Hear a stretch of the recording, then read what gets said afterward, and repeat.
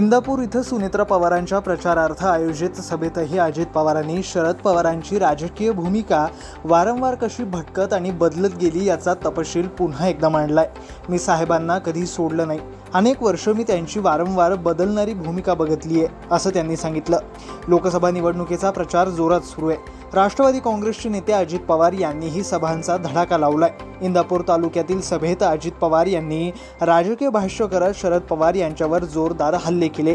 शरद पवार यांनी किती वेळा पक्ष बदलला ते तारखांसह त्यांनी सांगितलं। तसंच ज्या नेत्यांनी त्यांना मोठं केलं त्यांनाच कसा धोका दिला हेही त्यांनी सांगितलं।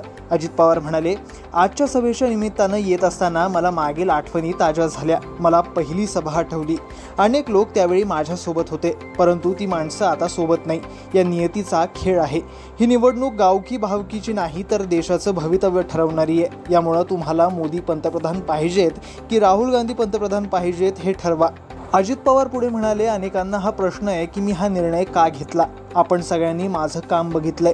तुम्ही सगळ्यांनी मला कारखान्याचं संचालक केलं। माझा स्वभाव पाहिल्यावर मला कधी वाटलं नव्हतं की मी राजकारणात येईल, कारण मी एक घाव दोन तुकडे करत असतो। आता काही जण म्हणतात की या वयात दादांनी साहेबांना सोडायला नको होतं, परंतु मी साहेबांना कधी सोडलं नाही। मी 1987 पासून 2023 पर्यंत साहेब म्हणतील ती पूर्व दिशा म्हणत आलोय। आधी आमचं कुटुंब शेकापचं होतं, त्याही वेळी सर्व कुटुंब एकीकडे आणि पवार साहेब एकीकडे होते। 1967 ला साहेबांना चव्हाण साहेबांनी संधी दिली। 1978 ला वसंत दादांचं सरकार पाडलं, त्यावेळी त्यांनी चव्हाण साहेबांचं ऐकलं नाही। ज्यांनी संधी दिली त्यांना पाडलं। अनेक वेळा साहेबांनी पक्ष बदलला। असा हल्ला शरद पवार यांच्यावर अजित पवारांनी केला।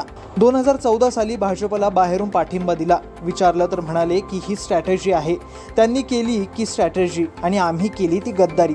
हे अवघड आहे। त्यावेळी आम्हाला सांगितलं की आपल्याला मंत्रिमंडळामध्ये जायचंय, पण तसं झालं नाही। 2017 ला देखील आम्हाला चर्चा करायला लावली। भाजपसोबत त्यावेळी सगळं ठरलं होतं।